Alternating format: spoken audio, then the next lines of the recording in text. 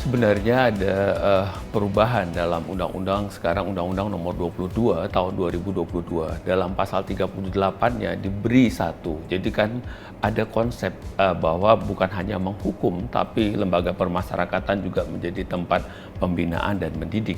Kalau kita mengacu ke dalam pasal 38 Undang-Undang Nomor 22 Tahun 2022, salah satu haknya itu adalah diberikan hak atas pembinaan.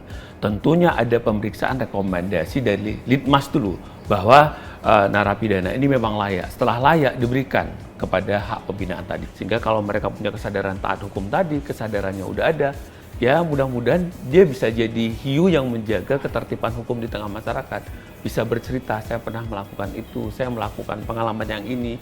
Sehingga itu jadi sharing baru kepada masyarakat, menggugah kesadaran bahwa warga binaan sekalipun bisa kembali menjadi lebih baik.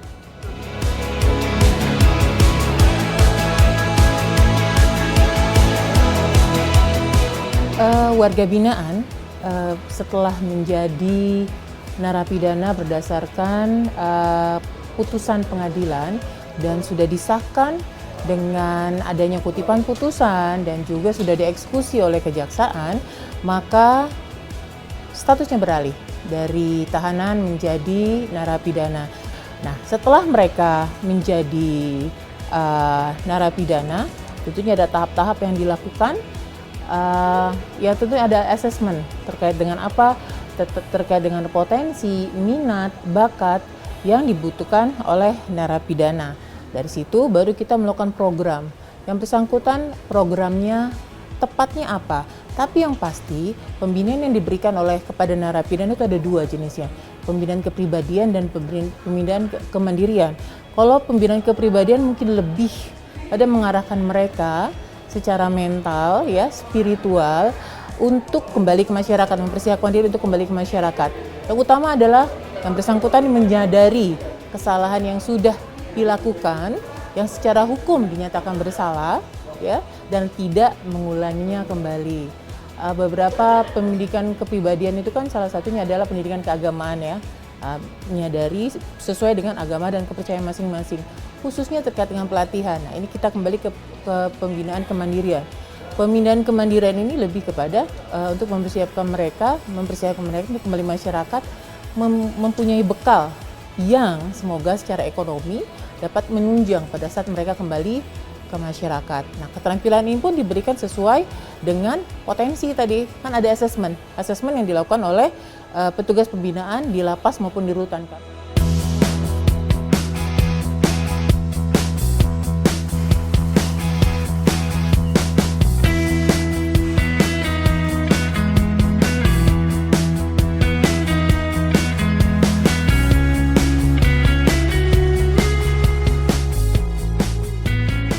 Pas di assessment, ya, petugas pembinaan kita di assessment diarahkan mereka bakatnya kemana.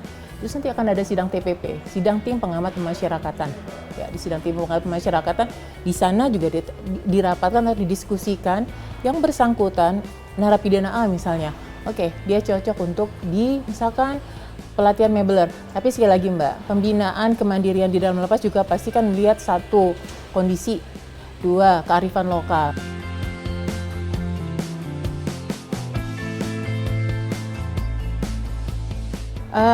Direktorat Jenderal Pemasyarakatan sudah menargetkan di tahun ini itu sebenarnya adalah 13.220 orang narapidana yang mendapat pelatihan bersertifikat, dan sampai saat ini sudah 10.693 dan sudah mendapatkan sertifikat adalah 9.791. Artinya dengan sertifikat ini kan kita harapkan ini menjadi bekal mereka juga untuk ke masyarakat, untuk mungkin mereka untuk melamar pekerjaan, atau yang akan lebih itu lagi mereka meng-create usaha. Kita juga punya balai pemasyarakatan, ya. Di sana ada Gria Dipraya juga untuk klien pemasyarakatan. Klien ini adalah narapidana yang sudah menjalankan program-program, misalkan mungkin pembebasan bersyarat, cuti bersyarat yang memang belum bebas murni, tapi masih harus melakukan pembimbingan. Di situ kan juga dilakukan pelatihan-pelatihan, diberikan juga jalur partner-partner yang bisa membimbing mereka untuk meng-create usaha lebih ke situ. Jadi kalau kayak narapidana dalam, oke, bekal yang mereka punya kita harapkan bisa mendapatkan pekerjaan di luar. Tapi yang paling penting juga adalah bagaimana mereka memiliki jiwa wirausaha. Kalau mereka berhasil, ya mereka tidak mengulangi tindak pidananya saja sudah sangat membantu kan?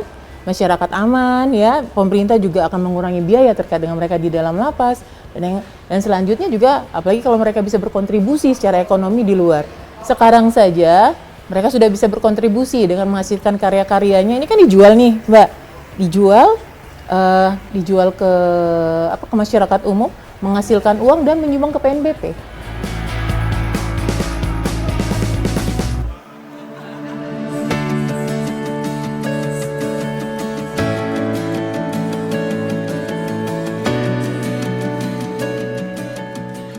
Manfaatnya banyak sekali, Kak.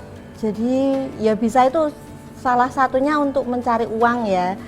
Biar nggak bingung nih mau kerja apa. Biasanya kan kalau keluar itu kan kita bingung dan nggak banyak masyarakat yang mau menerima kita. Jadi kita buka usaha sendiri kan bisa dengan modal yang tidak begitu banyak.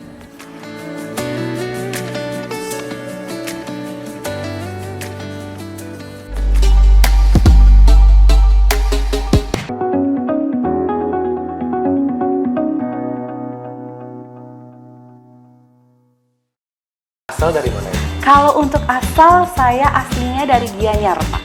Villa atau properti di Bali ini seperti apa sih sekarang? Ya, kalau tren secara desain ya, Pak ya. Ini super luar biasa. Super luar biasa, gede banget. Biasa saya ini kembali bersama saya Novara Krisna di acara Ngopi Bali, ngobrol produktif inspiratif dari Bali.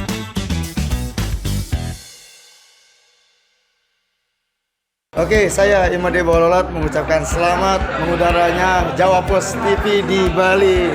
Semoga Jawa Post TV bisa memberikan tambahan informasi yang lebih akurat dan segala bentuk macam pemberitaan yang kita butuhkan. Oke, selamat, jaya selalu Jawa Post TV.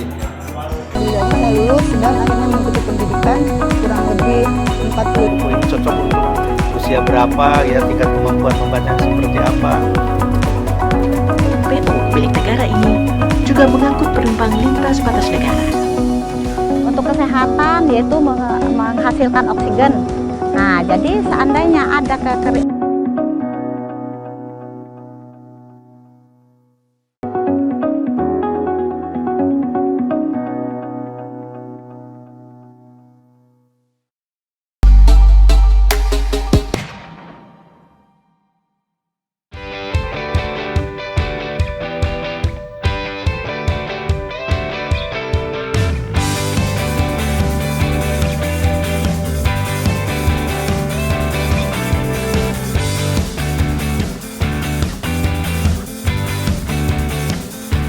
Perkenalkan, nama saya Juni.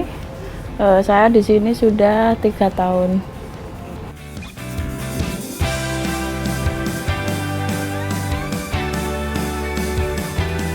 Sebelumnya di luar saya sudah bisa membatik dan kebetulan di sini juga ada pelatihan, jadi saya ikut pelatihan itu untuk memperlancar proses batik ini. Saya dapat pelatihan batik 3 bulan, terus saya membatik ini sudah 2 tahun.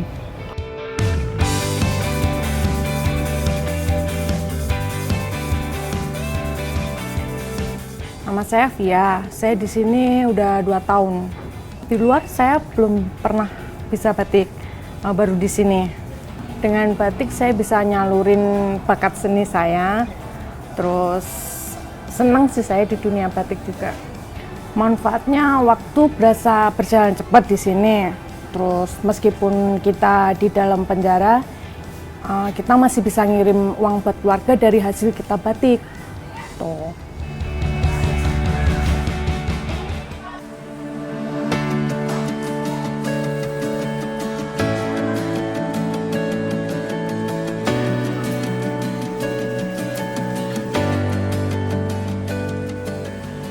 Kami di sini peminat paling banyak teman-teman di sini adalah menjahit, kemudian rajut dan membatik. Selain itu mungkin mereka ini karena kearifan lokal ya Mbak di sini di Semarang ini, Jawa Tengah ini ikonnya adalah membatik. Jadi kami banyak batik tulis di sini, banyak sekali pesanan-pesanan juga. Cara merekrut warga binaan untuk bekerja di tempat kami, dari awal kami telah melakukan asesmen awal bakat minat. Dari bakat minat ini kami telah menjaring anak-anak, kemudian kami latih, di mana di lapas perempuan ini sudah ada LPK. Di situ kami melakukan pelatihan-pelatihan, misalnya batik ya Mbak, kami kerjasama dengan pihak luar. Kita mendatangkan guru dari luar bagaimana cara membatik dengan baik. Selain dari kementerian kami juga menerima pesanan Mbak dari pihak luar. Jadi batik ini kami sudah punya medsos kami dan juga punya aplikasi bagaimana cara pihak luar, masyarakat luar bisa membeli produk-produk kami. Kami punya aplikasi di Prasmat, ya Mbak, Pramesti Maheswari Market. Nah, di situ bisa melihat produk-produk kami, bisa pesen juga lewat aplikasi itu pun, ataupun kami bisa juga pihak luar pesan kami by WA maupun Instagram. Jadi kami punya premi Mbak, punya upah. Jadi dari hasil penjualan itu labanya 50% untuk warga binaan kami. Kemudian yang 35% untuk setor ke negara, kemudian yang 15% untuk operasional kami selanjutnya. Harapan kami teman-teman di sini apabila kembali ke masyarakat bisa diterima oleh masyarakat karena mereka juga punya kompetensi di mana kami selain kegiatan di sini kami juga punya sertifikat Mbak. Jadi kami kan sudah LPK. LPK itu menghasilkan sertifikat yang sudah diakui oleh pemerintah, sertifikat kami, dan bisa kerja selain dia kerja mandiri di rumah, bisa bekerja di orang lain. Saya yakin kalau teman-teman di sini mau serius dan benar-benar dia nggak kalah kok dengan teman-teman kita yang di luar. Gitu. Jadi saya harap teman-teman tidak akan kembali lagi di sini, dia bisa berkarya lagi di luar, bisa menghidupi dirinya sendiri maupun keluarganya.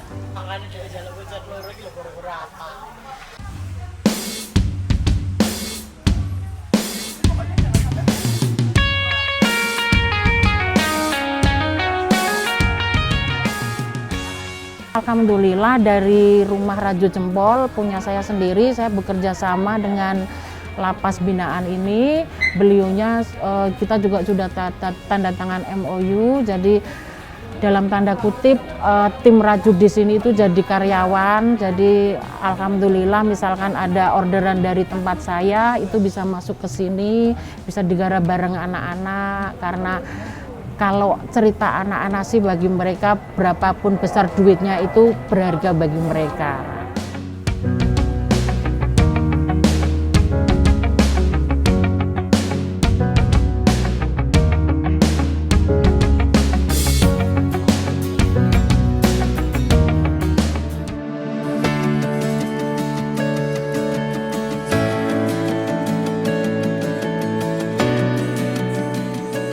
Manfaatnya banyak sekali Kak, jadi ya bisa itu salah satunya untuk mencari uang ya, biar nggak bingung nih mau kerja apa. Biasanya kan kalau keluar itu kan kita bingung dan nggak banyak masyarakat yang mau menerima kita. Jadi kita buka usaha sendiri kan bisa dengan modal yang tidak begitu banyak, dan bisa saya terapkan di luar untuk ya sedikit-sedikit cari uang untuk jajan.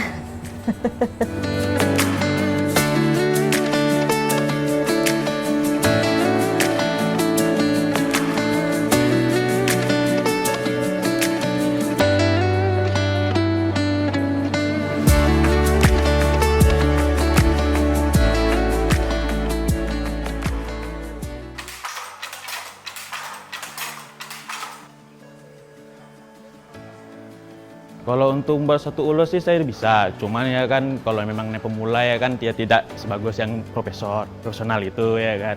Saya masih awal lah, tapi kalau untuk dasar-dasarnya saya bisa gitu.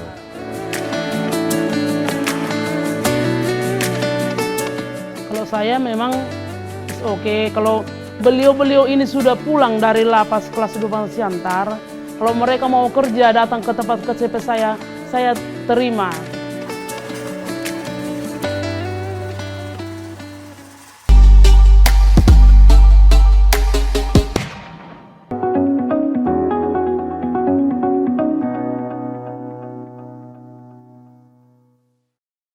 Saya Wayan Koster, Ketua DPD PD Perjuangan Provinsi Bali, mengucapkan selamat atas mulai siarannya Jawa Post TV di Bali, mengudara di Bali. Semoga Jawa Post TV itu akan menjadi lembaga penyiaran dan sekaligus juga wahana untuk mencerdaskan kehidupan masyarakat di Bali, memberikan layanan informasi serta membangun opini yang bagus dan berkualitas di Bali, sekaligus juga untuk mengedukasi masyarakat dan juga akan berperan untuk menyampaikan aspirasi yang berkembang di tengah-tengah masyarakat kita yang perlu mendapat respon dari pemerintah maupun pemerintah daerah serta juga para pemangku kebijakan yang ada di Provinsi Bali. Selamat untuk Jawa Post TV. Pengurus Pusat Partai Demokrat, Agus Harimurti Yudhoyono. Ini disampaikan Ketua Umum PSI Kaisang Pangarep Dayana, Selasa 24 Oktober di Pengadilan Tindak Pidana. Kegiatan yang berlangsung hingga Hari Sumpah Pemuda, 28 Oktober 2023 mendatang. Ketua Dewan Pimpinan Daerah Partai PDI Perjuangan Bali, Wayan Koster, menargetkan kemenangan.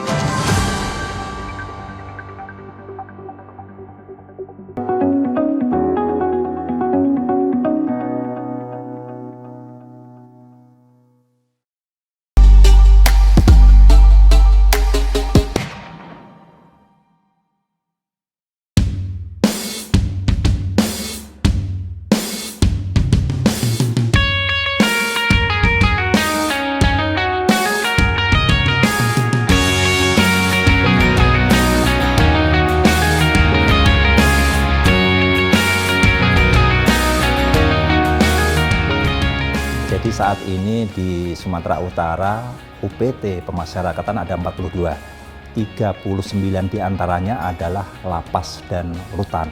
Di lapas dan rutan inilah yang tentunya melaksanakan kegiatan pembinaan dalam rangka membentuk karakter melalui pembinaan kepribadian, pembinaan kemandirian untuk agar mereka punya skill keterampilan, dan pembinaan sosial untuk mereka berinteraksi dengan masyarakat. Khusus untuk pembinaan kemandirian sehubungan dengan tradisi lokal yang ada di sini adalah ulos. Di LP besar khususnya adalah LP kelas 1 dan LP kelas 2, mereka sudah melaksanakan kegiatan pembinaan kemandirian dalam rangka tenun ulos yang memang tradisional Sumatera Utara. Saat ini kondisi masyarakat Sumatera Utara memang banyak membutuhkan ulos, sehingga itulah yang kita dorong untuk banyak lapas-lapas kelas 2B, lapas kelas 2A itu melakukan upaya pembinaan dalam rangka pembuatan ulos agar nyambung dengan kebutuhan perekonomian, kebutuhan ulos yang memang ada di masyarakat. Baik, jadi dalam rangka pembinaan warga binaan ini memang kami harus gandeng dengan stakeholder baik dari dinas-dinas yang ada atau tenaga kerja maupun juga kerjasama dengan pengusaha-pengusaha lokal. Khusus dalam rangka pembinaan tenun ulos ini kami bekerja sama dengan tenun ulos Sianipar. Mereka memang yang menguasai pasar di Sumatera Utara ini. Mereka memberikan pelatihan. Saat ini sementara mereka mengadakan pelatihan di lapas kelas 2B Pakam.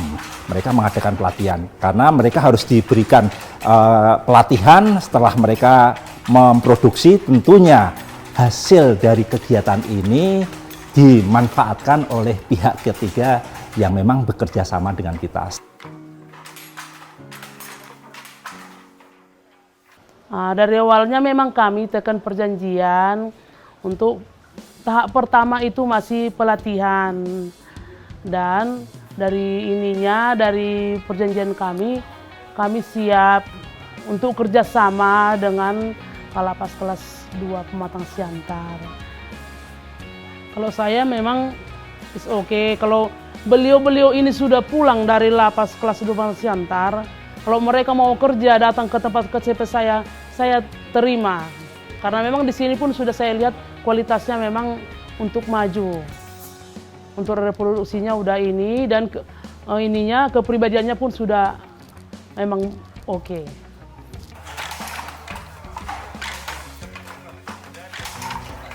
Saya sudah belajar ulos di sini selama 3 minggu. Dan saya pertama kali disuruh untuk guru saya untuk melandas pola dasar, ya kan, selama seminggu. Tapi karena saya pun memang niat belajar, saya dikasih waktu cuma sekitar 5 hari aja. Habis itu dikasih bentuk pola. Pola itu macam-macam, yang ada bintang, kudus, bunga, tikar, segala macam lah yang ngasih guru. Jadi saya buat sebagai arah dari guru.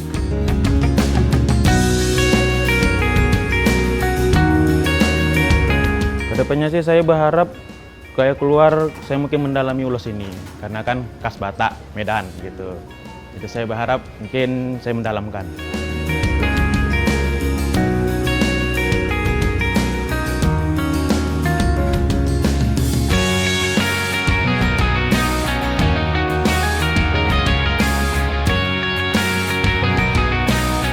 Ya dulunya saya di luar tidak pernah membawa ulus. Kerja saya dulunya saya di luar ya nggak menentu, tapi sampai dari lapas Siantar saya dibina bisa dapat membuat ulus dan diajari dengan saudara saya Gulo di tempat ini. Saya belajar ulus di sini karena supaya ada kegiatan dan supaya mendapatkan keterampilan nanti suatu dari luar nanti bisa kita membuka usaha supaya nggak mengulangi lagi perbuatan-perbuatan melanggar hukum.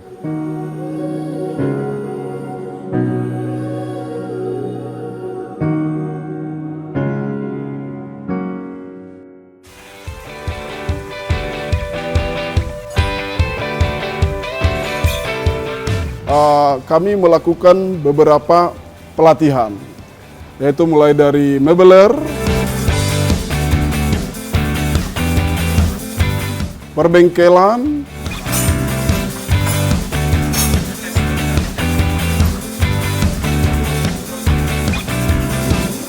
konveksi,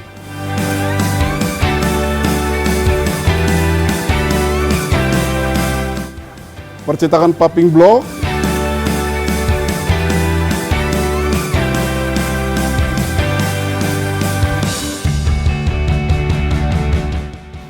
beserta handicraft.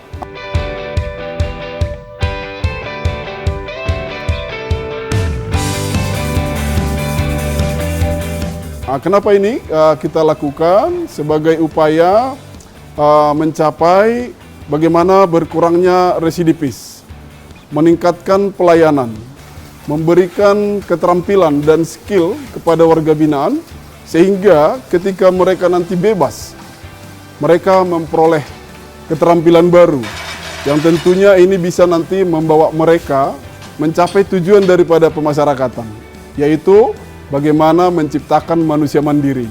Tentunya kami ingin menunjukkan kepada masyarakat melalui membangun kepercayaan publik kepada kami ya. Yang tadinya mungkin bahwa rutan itu sebagai sekolah kejahatan atau yang tadinya maling ayam jadi maling mobil, nyatanya memang bisa juga kita lakukan kepada mereka dengan melalui pelatihan-pelatihan yang kecil, tapi tentunya ini nanti akan membawa mereka ke arah yang besar ya. Di rutan ini kami melakukan pelatihan. Ke depan mereka dengan membangun inovasi kami yaitu membuat koperasi, nanti mereka akan bisa kita modali melalui koperasi itu.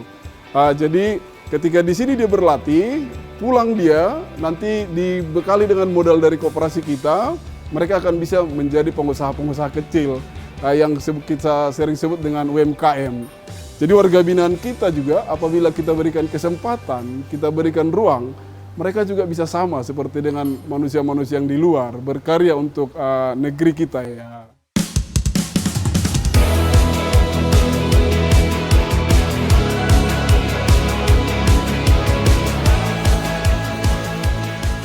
Nama saya Dani, saya adalah warga binaan di Rutan Kelas 1 Medan ini, dan sudah 2 tahun ini berada di bimbingan kerja. Ini ada 74 orang warga binaan yang sudah sedang mengikuti pelatihan kerja.